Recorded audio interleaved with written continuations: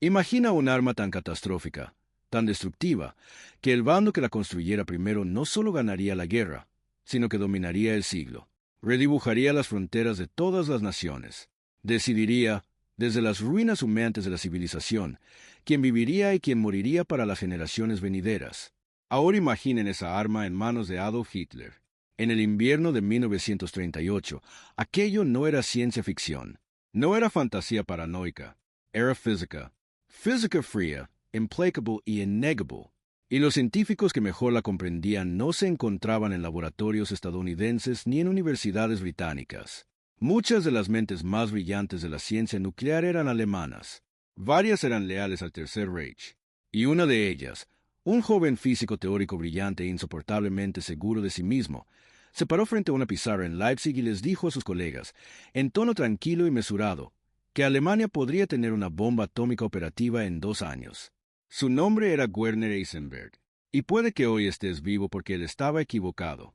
Pero para comprender lo que estuvo a punto de suceder, para sentir el peso total de lo cerca que estuvo el mundo moderno de un desenlace fundamentalmente diferente y mucho más sombrío, debemos remontarnos a un solo momento, un solo descubrimiento. Una sola noche de diciembre de 1938, en un laboratorio en las afueras de Berlín, donde 2 químicos alemanes llamados Otto Hahn y Fritz Strassmann llevaron a cabo un experimento que debería haber sido imposible. Bombardearon átomos de uranio con neutrones. Y en lugar de producir elementos más pesados, como predecía la ciencia de la época, el núcleo de uranio se dividió, se fragmentó, y al fragmentarse, liberó energía, una tremenda, casi inimaginable, cascada de energía, y produjo 2 elementos más pequeños, bario y kriptón. Habían dividido el átomo. Hahn escribió inmediatamente a su antigua colega, Lise Meitner, una física judía que había huido de la Alemania nazi apenas unos meses antes. Ella y su sobrino Otto Frisch calcularon lo sucedido y acuñaron el término, fisión, del latín que significa división. El resultado, la energía liberada por cada evento de fisión, fue asombroso. 1 kilogramo de uranio, si se fisionara completamente, liberaría una energía equivalente a aproximadamente 20.000 toneladas de TNT, 20.000 toneladas, a partir de 1 kilogramo de uranio. Para ponerlo en contexto, la bomba convencional más grande utilizada por cualquier potencia durante la Segunda Guerra Mundial, la bomba británica Gran Slam, pesaba 10 toneladas y podía arrasar una manzana entera. 1 kilogramo de uranio fisionado arrasaría una ciudad entera. El artículo fue publicado. La comunidad científica lo leyó. Y en cuestión de semanas, los físicos de todos los continentes comprendieron con absoluta claridad la implicación. La Segunda Guerra Mundial, que aún no había comenzado oficialmente, se había convertido también en una carrera. Una carrera por el arma más destructiva de la historia de la humanidad. Alemania tenía ventaja inicial. Para comprender por qué Alemania estaba tan avanzada en 1939, es necesario entender cómo era Alemania en 1933. Antes de que el partido nazi iniciara su purga sistemática de profesores judíos, Alemania era, sin duda, la capital intelectual del mundo. Las universidades alemanas producían más premios Nobel que ningún otro país. La física alemana, desde la relatividad de Einstein hasta la mecánica cuántica de Planck y el principio de incertidumbre de Heisenberg, representaba la vanguardia del conocimiento humano. Berlín, Múnich, Gotinga, Leipzig. Estas eran las ciudades donde se descifraba el universo. Entonces llegaron los nazis al poder, y en nombre de la pureza racial, expulsaron a aproximadamente 1/3 de los físicos alemanes. Einstein se fue, Meitner se fue, James Franck se fue, Edward Teillier se fue, Enrico Fermi, italiano, pero judío por matrimonio, se fue. Se dispersaron por Gran Bretaña, Francia, Dinamarca y, sobre todo, por Estados Unidos. Se llevaron consigo sus cuadernos, su brillantez y su furia. Pero aquí reside el punto crucial que la mayoría de los libros de historia pasan por alto. No todos los grandes científicos alemanes se marcharon. Muchos se quedaron, algunos porque creían en el Reich, otros porque eran demasiado mayores para emigrar, otros por razones que la historia aún debate. Y cuando Otto Hahn dividió el átomo en diciembre de 1938, quienes permanecieron en Alemania fueron más que capaces de comprender su significado. 9 meses después de aquel descubrimiento, 9 meses, la Oficina de Armamento del Ejército Alemán, la Heereswaffenamt, convocó la primera reunión de lo que se convertiría en el Uranverein, el Club del Uranio. Un grupo de investigación secreto integrado por algunos de los mejores físicos de Alemania, con una única misión: convertir la fisión nuclear en un arma, construir la bomba, ganar la guerra antes de que estuviera perdida. La fecha era el 29 de abril de 1939. Al mundo le quedaban menos de 6 años antes de enfrentarse al fuego atómico. La pregunta era simplemente, ¿de quién sería ese fuego? El hombre que puso al frente del programa nuclear alemán no era un soldado, ni un burócrata, ni un diseñador de armas. Era un teórico, un hombre que pensaba en abstracciones tan elegantes y bellas que sus colegas a veces guardaban silencio después de que él hablara, simplemente para asimilar las ideas. Su nombre era Werner Karl Heisenberg, y tenía 37 años cuando Uran-Behring comenzó su labor, un hombre joven en todos los sentidos, salvo que a esa edad ya había ganado el Premio Nobel de Física. Había transformado radicalmente la comprensión humana del mundo subatómico y se había labrado una reputación en toda Europa como una de las 3 o 4 mentes científicas vivas más brillantes. Nació en Würzburg, Baviera, en diciembre de 1901, hijo de un profesor de lenguas clásicas. Creció rodeado de lenguaje, precisión y argumentación. Era de esos niños que, ante un problema matemático, no se limitaban a resolverlo, sino que lo cuestionaban. Se preguntaba por qué las reglas eran como eran y si otras podrían ser más interesantes. Cuando llegó a la universidad, sus profesores, hombres que eran leyendas en sus respectivos campos, admitieron abiertamente que no podían seguirle el ritmo. En 1927, a los 25 años, Heisenberg publicó su Principio de incertidumbre.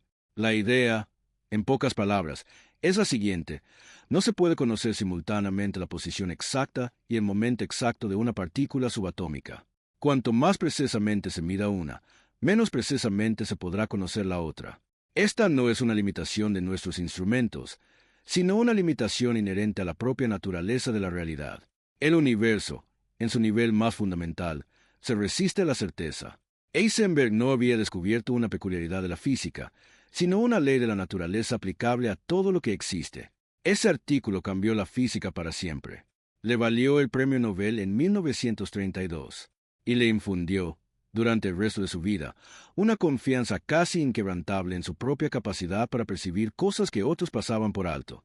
Esa confianza sería a la vez su mayor virtud y, en la historia de la bomba atómica alemana, su defecto más trascendental. Cuando Heisenberg se unió al Uran-Behring en la primavera de 1939, comprendía la física teórica de la fisión mejor que casi nadie.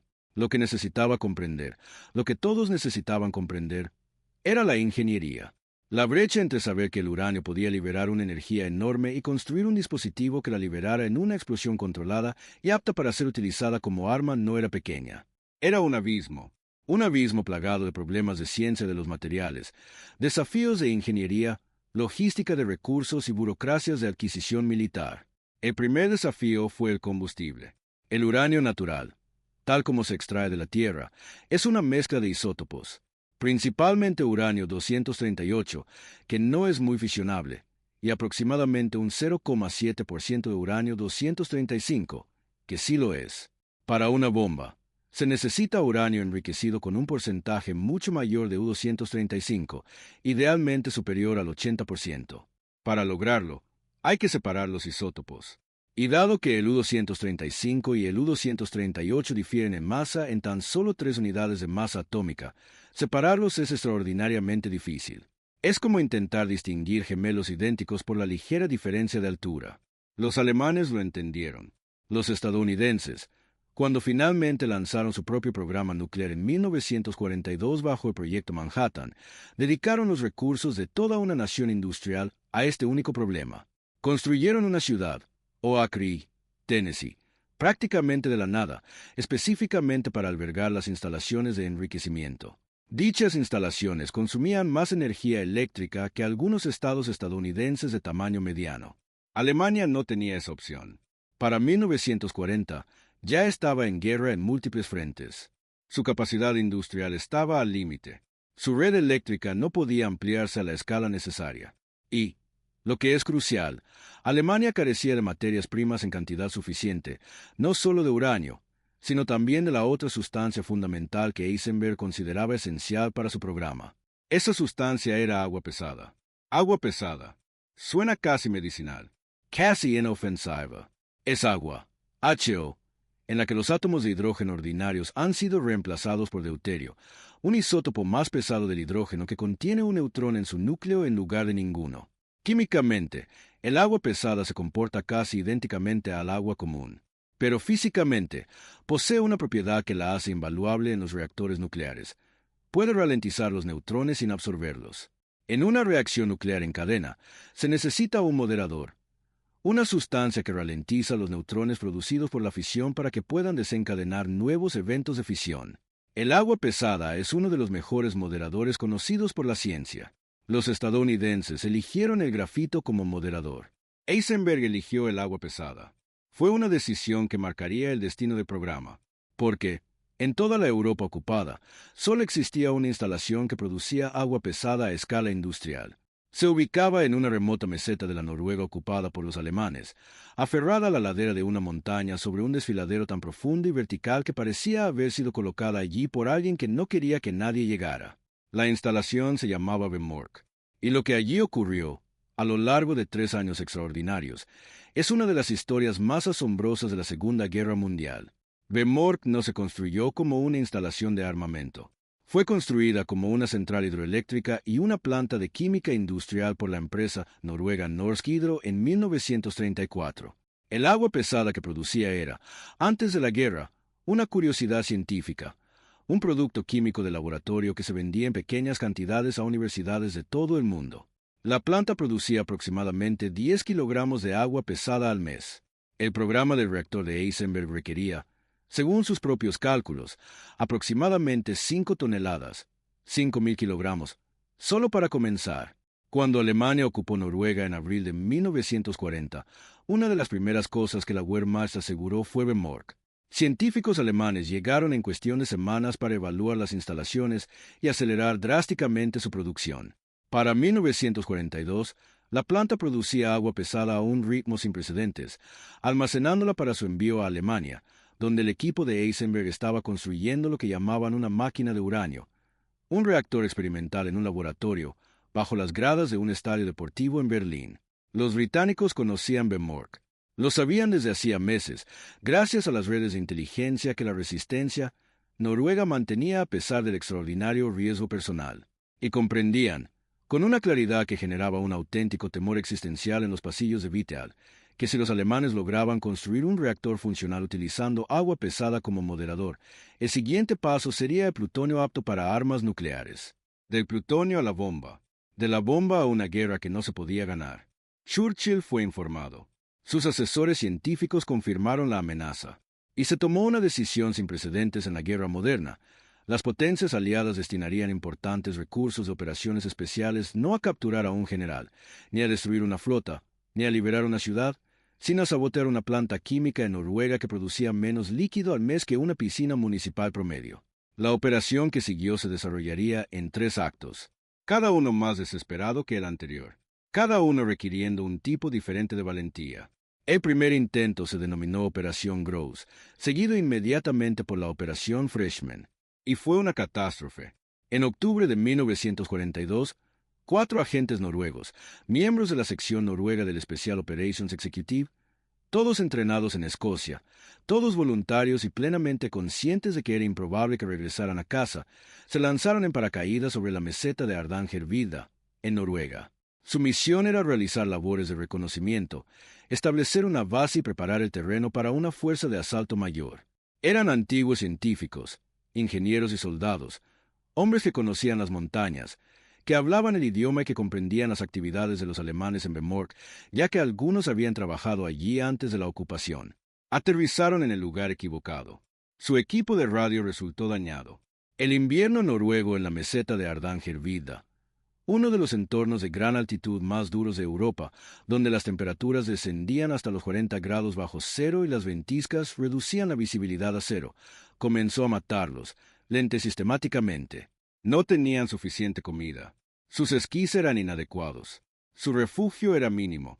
Sobrevivieron durante semanas en condiciones que habrían derrotado la mayoría de los soldados entrenados, alimentándose de renos y musgo, moviéndose de noche, escondiéndose de día y enviando mensajes de radio fragmentarios a Londres. Resist your on, porque la segunda fuerza se acercaba. En noviembre de 1942, dos planeadores británicos Orsa, cada uno con 15 ingenieros de combate entrenados para asaltar y destruir la planta de Vemork, fueron remolcados a través del Mar del Norte. El plan consistía en aterrizar en la meseta, unirse a los exploradores noruegos, asaltar las instalaciones durante la noche, destruir la maquinaria de producción de agua pesada y retirarse. Ambos planeadores estrellaron, uno en las montañas, el otro cerca del fiordo. Los supervivientes de los accidentes, aquellos que no murieron en el acto por el impacto, fueron capturados por las fuerzas alemanas en cuestión de horas. Según los términos de la tristemente célebre orden de comandos de Hitler, emitida semanas antes, todo el personal de operaciones especiales capturado debía ser ejecutado inmediatamente, sin juicio y sin protección de prisionero de guerra. Los supervivientes fueron interrogados y fusilados. Los 4 exploradores noruegos en la meseta recibieron la noticia por radio. Estaban solos, en pleno invierno noruego, con provisiones cada vez más escasas, y sabiendo que la misión, por el momento, había fracasado. Londres consideró la posibilidad de abandonar la operación por completo. Pero en Londres había un hombre que no se daba por vencido. Se llamaba Coronel John Wilson, jefe de la sección noruega del Servicio Ejecutivo de Operaciones Especiales, y era un hombre incapaz de aceptar la palabra imposible como respuesta definitiva. Había leído los informes de reconocimiento. Había estudiado la geología del desfiladero de Vemork, la disposición de la planta, el número de efectivos de la guarnición alemana y los horarios de patrulla. Y concluyó, en contra del consejo de varios de sus colegas, que la planta aún podía ser destruida. No con planeadores, no con una gran fuerza de asalto, sino con algo mucho más improbable. 6 hombres, en Esquess, sin nada más que explosivos y determinación. La operación se denominó Gunnerside. Los 6 hombres elegidos eran agentes de las Fuerzas Especiales Noruegas, antiguos soldados, químicos e ingenieros, que se habían entrenado durante meses en Escocia específicamente para esta misión. Su líder era Joachim Never, de 24 años, un hombre de complexión robusta, tranquilo y metódico, originario de Alesund, que había escapado de Noruega tras la invasión alemana. Cruzó el Mar del Norte en una pequeña embarcación y se ofreció voluntario para lo que le dijeron que sería una misión difícil y peligrosa. No pidió detalles antes de ofrecerse como voluntario. Confiaba en que, si su país lo necesitaba, los detalles se resolverían solos. El 16 de febrero de 1943, Rennever y sus 5 hombres se lanzaron en paracaídas sobre la meseta de Hardangervidda. Allí se reunieron con los 4 exploradores originales, que habían sobrevivido en la naturaleza durante casi 4 meses. Juntos, 10 hombres comenzaron a planificar la operación de sabotaje más trascendental de la Segunda Guerra Mundial. La planta de Vemork se asentaba sobre una estrecha cornisa rocosa que dominaba un desfiladero. El río discurría por el fondo a 183 metros por debajo de la fábrica. Del lado alemán, había un único puente, fuertemente custodiado, patrullado constantemente y cubierto por reflectores y emplazamientos de ametralladoras. Los alemanes confiaban en que ninguna fuerza podría acercarse a las instalaciones desde el lado del desfiladero, ya que, según cualquier análisis militar razonable, este era infranqueable. Ronneber miró el desfiladero, miró sus esquís, miró a sus hombres, y dijo, en voz baja, que atravesarían el desfiladero. La noche del 27 de febrero de 1943, la temperatura en la meseta de Hardangervidda era de 20 grados bajo cero. Los 10 hombres avanzaron en silencio en la oscuridad noruega, siguiendo una ruta que había memorizado a partir de fotografías aéreas y mapas dibujados a mano. Descendieron al desfiladero, un descenso tan empinado y peligroso que años después, ingenieros militares alemanes que recorrieron la ruta la describirían, en sus propias palabras, como imposible para un hombre normal con equipo normal. Los 10 hombres llegaron al fondo, cruzaron el río helado, escalaron la pared del fondo del desfiladero, 200 metros de roca resbaladiza por el hielo, en la oscuridad, en silencio, con cargas explosivas a la espalda. Llegaron a la valla de las instalaciones de Vemork a las 12:30 de la noche. La planta estaba custodiada por una guarnición de soldados alemanes y policías noruegos colaboracionistas. Había patrullas, torres de vigilancia y reflectores. Los 10 hombres no contaban con apoyo aéreo, ni artillería, ni un plan de extracción digno de mención. Tenían fusiles, pistolas, granadas de mano y cargas explosivas diseñadas para destruir las celdas de concentración de agua pesada, el equipo específico que transformaba el agua común en agua pesada. René había estudiado los planos de la planta durante semanas. Sabía exactamente a dónde ir, qué volar y cuánto tiempo debían tardar las cargas en activarse. Su equipo había ensayado el asalto tantas veces que podían hacerlo en completa oscuridad, lo cual fue una suerte, porque la oscuridad era precisamente lo que tenían. Dos de los hombres cortaron una valla y entraron en la planta por un conducto de cables que habían identificado en los planos. Encontraron el laboratorio del sótano, donde se ubicaban las celdas de agua pesada. Colocaron las cargas, cada una cuidadosamente posicionada, conectada y armada. Los fusibles estaban cortados a 30 segundos, tiempo suficiente para escapar, pero lo suficientemente corto como para que un guardia no pudiera localizar ni desactivar las cargas una vez que el primer hombre llegara a la puerta. René encendió él mismo la mecha. Más tarde, describió el momento con la característica modestia noruega. Dijo que corrió bastante rápido y que esperaba que los demás también lo hicieran. La explosión no fue masiva. Para los estándares de la Segunda Guerra Mundial, una guerra de bombardeos con miles de aviones y fuego de artillería naval que sacudieron las costas de los continentes fue casi insignificante. Una detonación precisa y contenida en un laboratorio subterráneo que destrozó 18 celdas de alta concentración y destruyó aproximadamente 500 kilogramos de agua pesada que los alemanes habían estado acumulando durante meses. Ninguno de los 10 sabotadores resultó muerto ni capturado. Escaparon cruzando el desfiladero, recuperaron sus esquís y desaparecieron en la inmensidad de Noruega. 5 de ellos esquiaron 400 kilómetros hasta Suecia.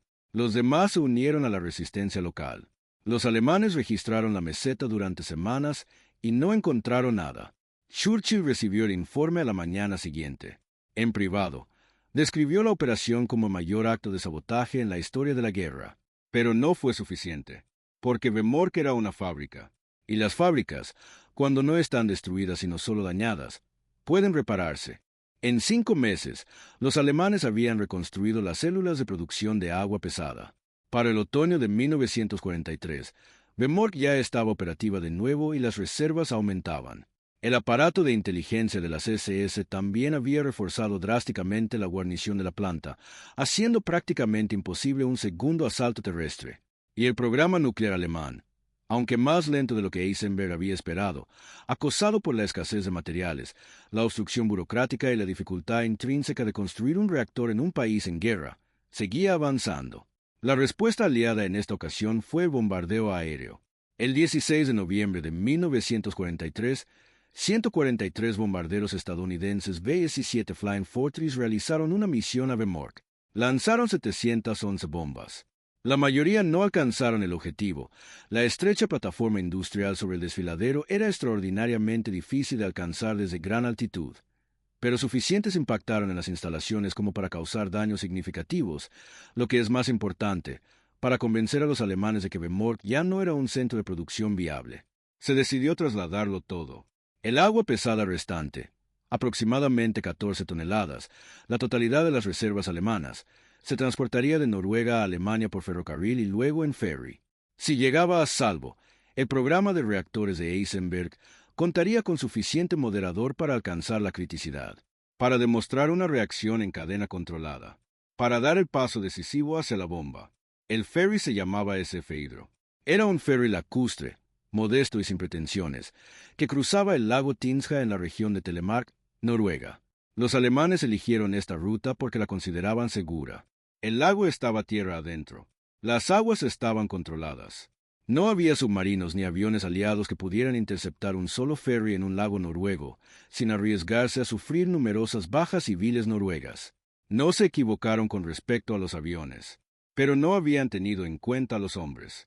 Un miembro de la resistencia noruega llamado Knut Aukelid, uno de los exploradores originales de Gros, un hombre que había pasado meses en la meseta alimentándose de musgo y esperando un cambio en la guerra, recibió la noticia de que se estaba transportando agua pesada. Le dieron 4 días para actuar y ningún recurso adicional. Aukelid reclutó a 2 miembros de la resistencia local. Consiguió una pequeña cantidad de explosivo plástico. La noche del 19 de febrero de 1944, se coló a bordo del SF Hydro mientras estaba atracado en el puerto de Mael. Se arrastró hasta la sentina del barco, en la oscuridad y el silencio, con un guardia alemán de pie en la cubierta, a 6 metros por encima de su cabeza. Colocó las cargas contra el casco, programadas para detonar en aguas profundas, donde no habría posibilidad de rescate. Las programó para que explotaran en el punto de la travesía donde el lago era más profundo, a 400 metros de profundidad. Aukeli comentó después que lo más difícil no fue colocar los cargos, sino bajar del ferry sin ser atrapado. Lo logró con 11 minutos de sobra. El SF Hydro se hundió el 20 de febrero de 1944, aproximadamente a las 10:45 de la mañana. 14 toneladas de agua pesada se hundieron en el fondo del lago Tinzja. El agua fue recuperada solo parcialmente, décadas después, por buzos aficionados. Los contenedores se corroyeron.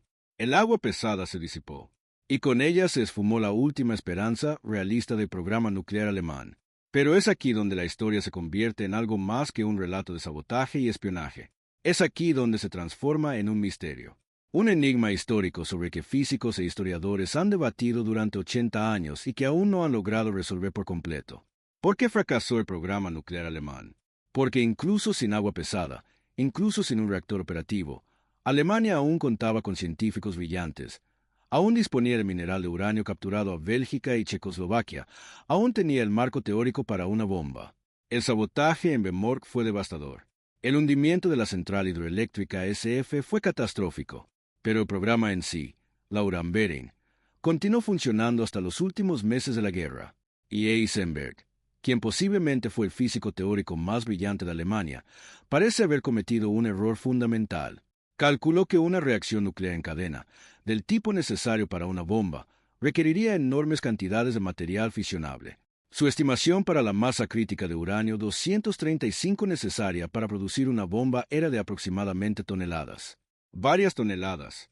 Era una cifra tan grande que hacía que la bomba fuera inalcanzable, no solo para Alemania, sino para cualquier nación en tiempos de guerra. Los estadounidenses, trabajando en secreto en los Alamos bajo la dirección de J. Robert Oppenheimer, calcularon una cifra diferente.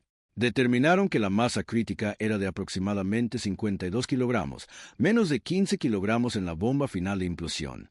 No toneladas, sino kilogramos. Heisenberg se equivocó por un factor de entre 40 y 100.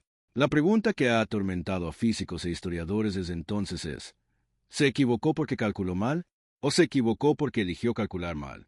En 1941, Heisenberg viajó a Copenhague para reunirse con su antiguo mentor, el gran físico danés Niels Bohr.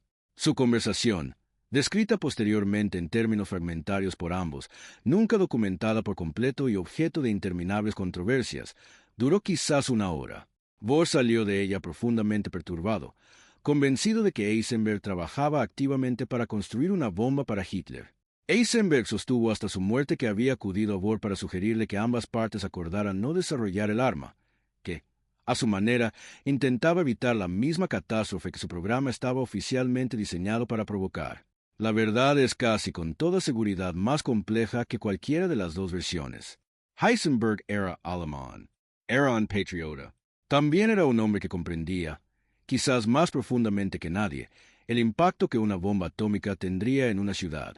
Había escrito, en documentos privados, sobre el peso moral de la física en una era de matanzas industrializadas. Y había llegado, mediante un razonamiento que no podemos reconstruir del todo, a un cálculo de masa crítica que era tremendamente, fatalmente y convenientemente erróneo. Cuando terminó la guerra y Heisenberg fue internado por los británicos en Farm Hall, una cómoda casa de campo en Inglaterra donde 10 científicos nucleares alemanes permanecieron bajo vigilancia secreta mientras micrófonos ocultos grababan todas sus conversaciones, los científicos se enteraron de la noticia de Hiroshima por la BBC. La reacción de Heisenberg, captada en esas grabaciones secretas y conservada en los archivos nacionales británicos, no fue la que cabría esperar de un hombre que llevaba 6 años intentando construir el mismo dispositivo. No lo creía. Afirmó, con absoluta convicción, que era imposible. Dijo que los estadounidenses no podían haber construido una bomba funcional. Repasó mentalmente las cifras, las mismas con las que había trabajado durante 6 años, y concluyó que era físicamente imposible. Entonces llegó la transcripción del anuncio oficial estadounidense. El rendimiento, equivalente a 20,000 toneladas de TNT, de una bomba que pesaba aproximadamente 4.400 kilogramos. Heisenberg permaneció en silencio durante un largo rato. Luego se fue a su habitación. Y después regresó y dijo, con la serenidad de quien ha comprendido algo trascendental: Había cometido un error en el cálculo de la masa crítica. Se dirigió a una pizarra y dedujo, delante de sus colegas, la masa crítica correcta, en una sola noche, sin apuntes. Él tenía el conocimiento. Siempre lo había tenido. Simplemente no lo había utilizado. Ya fuera deliberado o accidental, valentía moral o incompetencia profesional, el error de cálculo más importante en la historia de la guerra o un acto secreto de resistencia de un hombre que jamás podría reconocerlo públicamente, esa pregunta no tiene una respuesta clara. Los hombres que podrían haberlo sabido han muerto. Los registros que podrían haberlo aclarado están incompletos. La historia, en este caso, ha optado por la ambigüedad. Lo que no es ambiguo es el resultado. Alemania no fabricó la bomba. El 23 de abril de 1945, 7 días antes de la muerte de Adolf Hitler en un búnker de Berlín, 6 días después de que las fuerzas soviéticas cercaran la ciudad, 4 meses después de la batalla de las Ardenas, mientras las fuerzas estadounidenses y británicas cruzaban el Rin y avanzaban hacia el este a través de una Alemania que, finalmente, estaba perdiendo indiscutiblemente. Un pequeño equipo de científicos y soldados estadounidenses entró en un laboratorio en el pueblo de Eicherloch, en el suroeste de Alemania. Formaban parte de una unidad secreta llamada Misión Alsos, encargada de evaluar y neutralizar el programa nuclear alemán antes de que los soviéticos pudieran capturarlo. Lo que encontraron en Eicherloch no era una bomba, no era un reactor, era un pozo en el suelo, revestido de grafito, que contenía una disposición subcrítica de cubos de uranio suspendidos en un cilindro de agua pesada. El reactor V8, el dispositivo nuclear más avanzado que Alemania había logrado tras 6 años de intensa investigación, nunca había alcanzado la criticidad. Nunca había mantenido una reacción en cadena. Nunca había demostrado, en condiciones controladas, la física fundamental que los estadounidenses habían demostrado en Chicago en diciembre de 1942, cuando Enrico Fermi, un hombre a que Alemania había expulsado, produjo la primera reacción nuclear en cadena controlada de la historia bajo las gradas del Stag Field. Los estadounidenses desmantelaron el reactor de Eicherloch, extrajeron los cubos de uranio y enviaron todo de vuelta a Estados Unidos para su análisis. El científico encargado de redactar la evaluación final de progreso nuclear alemán, un físico estadounidense llamado Samuel Goldschmidt, concluyó que el programa alemán había fracasado por una combinación de razones: fallos de liderazgo, escasez de recursos, interferencia burocrática, errores de cálculo estratégicos, sabotaje aliado y la catastrófica fuga de cerebros provocada por la persecución nazi de científicos judíos. Goldschmidt no atribuyó a Eisenberg un sabotaje deliberado, pero tampoco pudo explicar completamente el error de la masa crítica. Dejó esa cuestión abierta, como la más interesante en la historia de la era atómica. 3 meses después de que los estadounidenses desmantelaran el reactor de Eicherloch, el 6 de agosto de 1945, un bombardero B-29 Superfortress llamado Enola Gay lanzó una bomba de uranio, denominada Little Boy, sobre la ciudad de Hiroshima, Japón. La bomba detonó a una altitud de aproximadamente 600 metros sobre el centro de la ciudad. En el primer segundo, la temperatura en el hipocentro alcanzó varios millones de grados Celsius. En el primer minuto, murieron 80.000 personas. Para finales de año, la cifra de muertos había llegado a 140.000. La ciudad, que albergaba a 350.000 personas, quedó destruida en un 69%. 3 días después, una bomba de plutonio llamada Fat Man fue lanzada sobre Nagasaki. 40.000 muertos el primer día. 80.000 para finales de año. El 15 de agosto de 1945, Japón anunció su rendición. La era atómica había comenzado. Y había comenzado, por el margen más estrecho de la historia, en manos estadounidenses en lugar de alemanas. Consideremos, por un momento, las matemáticas del contrafactual. Alemania entró en la carrera nuclear en abril de 1939. Estados Unidos no lanzó el proyecto Manhattan hasta agosto de 1942 y no construyó su primer reactor hasta diciembre de 1942. Alemania tenía una ventaja de 3 años. Al comienzo de la carrera, Alemania contaba con un talento en física teórica posiblemente superior. Alemania disponía de grandes reservas de mineral de uranio, aproximadamente 1.200 toneladas extraídas solo en Bélgica. Alemania tenía Bemork. Alemania tenía Eisenberg. Lo que Alemania no tenía era un cálculo de masa crítica que se ajustara a la realidad. y tampoco disponía del agua pesada que podría haber compensado esa deficiencia mediante pruebas experimentales. Las pruebas que los físicos estadounidenses obtuvieron de los reactores moderados por grafito, reactores que Alemania había descartado inicialmente por considerarlos inferiores. Si el cálculo de masa crítica de Heisenberg hubiera sido correcto, si el reactor alemán hubiera alcanzado la criticidad en 1943 o 1944, la cronología se vuelve aterradora. Una bomba atómica alemana para 1945 no es inverosímil. Podría haber sido lanzada contra Londres, contra Moscú, contra la flota de invasión aliada el día de 6 de junio de 1944, cuando 156.000 soldados desembarcaron en 5 playas de Normandía. Una sola bomba atómica en Omaha Beach habría puesto fin a la Operación Overlord en una mañana. La guerra en Europa Occidental habría continuado, en los términos alemanes, indefinidamente. Esto no es fantasía. Esto es física y logística. Este es el filo de la navaja sobre el que la historia pendió de un hilo durante 6 años, en laboratorios, en las gélidas mesetas noruegas y en la sentina inundada de un transbordador lacustre, mientras 10 hombres con esquís y explosivos intentaban contener el peso del descubrimiento científico más peligroso del siglo XX. Werner Heisenberg sobrevivió a la guerra. Fue liberado de la custodia británica en enero de 1946. Regresó a Alemania, donde se convirtió en uno de los principales artífices de la comunidad científica alemana de la posguerra. Fundó el Instituto Max Planck de Física. Escribió extensamente sobre filosofía de la ciencia. Recibió honores, impartió conferencias y fue aclamado como uno de los grandes científicos del siglo. Le preguntaron muchas veces sobre el cálculo de la masa crítica, sobre si el error había sido deliberado. Nunca dio una respuesta satisfactoria. Reconoció el error, pero lo explicó en términos técnicos que convencieron a algunos físicos y desconcertaron a otros. Años después, habló sobre las cuestiones morales que la física planteaba a quienes la practicaban, sobre si un científico tenía un deber para con su país o para con la humanidad, y sobre si ambos deberes podrían conciliarse en tiempos de guerra total. Falleció en Múnich en febrero de 1976, a los 74 años. Entre sus papeles, dejó un fragmento, sin fecha ni autoría, que decía: «El físico no debe prestar sus habilidades a quienes quieran abusar de ellas, pero no siempre podrá elegir a su empleador». Joachim Never, el joven que lideró la operación de sabotaje Gunnerside en el desfiladero de Bemorka a medianoche en febrero de 1943, vivió hasta 2018. Falleció a los 99 años en la misma ciudad noruega donde había nacido. Recibió numerosos honores a lo largo de las décadas, incluso de los gobiernos británico y estadounidense.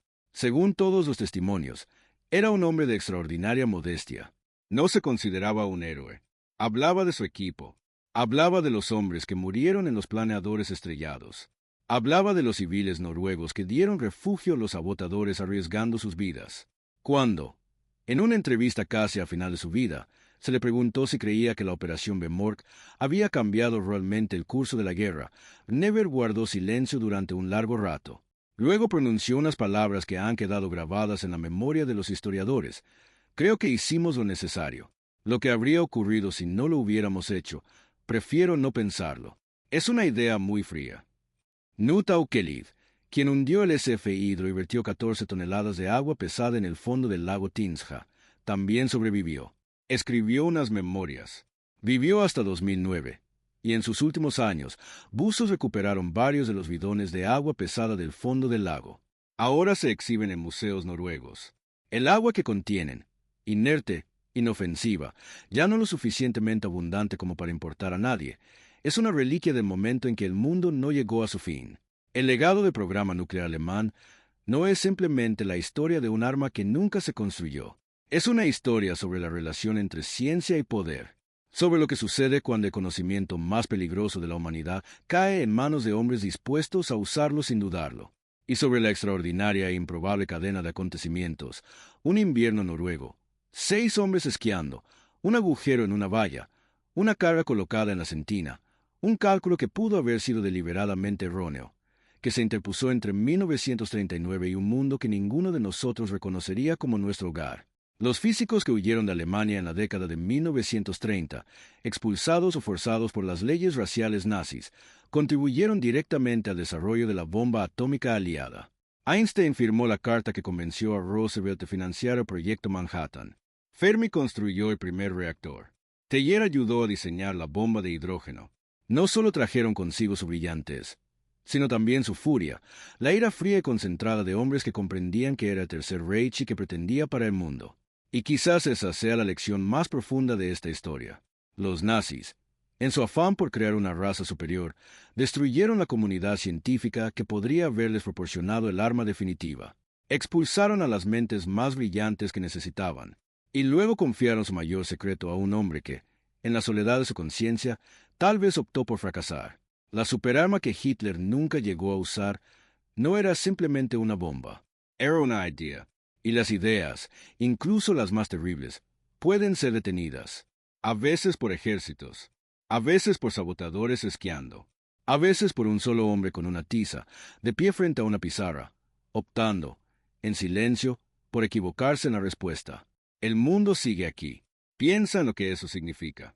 Si esta historia te dejó con un nudo en el pecho, una mezcla de inquietud, asombro y gratitud al recordar lo cerca que estuvimos de la tragedia, entonces entiendes por qué estas historias deben contarse. La historia no se reduce a fechas y batallas. Es el registro de cada instante en que seres humanos comunes y corrientes se interpusieron entre la catástrofe y el futuro. Cuando 10 hombres en una montaña noruega decidieron que el precio de la inacción era mayor que el de adentrarse en un desfiladero en la oscuridad. Eso importa. Sigue importando. Siempre importará. Si este documental te conmovió, si te hizo reflexionar sobre la historia desde una perspectiva diferente, tómate un segundo y pulsa el botón me gusta que aparece abajo. Ese simple gesto le indica al algoritmo que este tipo de narración seria y profundamente documentada merece llegar a un público más amplio y nos ayuda a seguir creándola. Y si aún no formas parte de nuestra comunidad en Español Historia, suscríbete ahora mismo. Estamos creando algo especial. Un canal dedicado a las historias que cambiaron el mundo, contadas con la seriedad y la profundidad cinematográfica que merecen. Cada suscriptor es un voto a favor de la historia bien contada. Ahora queremos saber tu opinión. En los comentarios, te planteamos una pregunta. ¿Crees que Werner Heisenberg saboteó deliberadamente el programa nuclear alemán o su error sobre la masa crítica fue simplemente el error más trascendental en la historia de la ciencia? Cuéntanos qué piensas y por qué. El debate lleva 80 años. Sigamos adelante. La próxima vez en Español Historia, el mundo sabía que Alemania estaba construyendo algo en las montañas de Baviera. Pero lo que los servicios de inteligencia descubrieron dentro de un castillo remoto en 1945 fue algo que nadie había previsto. Un programa tan adelantado a su tiempo que los ingenieros estadounidenses lo estudiaron durante décadas. Próximo video. El arma secreta oculta dentro de la última fortaleza del Tercer Reich. No se lo pierdan. Gracias, de verdad, por ver, por reflexionar, por interesarse por la historia. En un mundo que a menudo avanza demasiado rápido como para mirar atrás, su curiosidad es lo mejor de esta comunidad.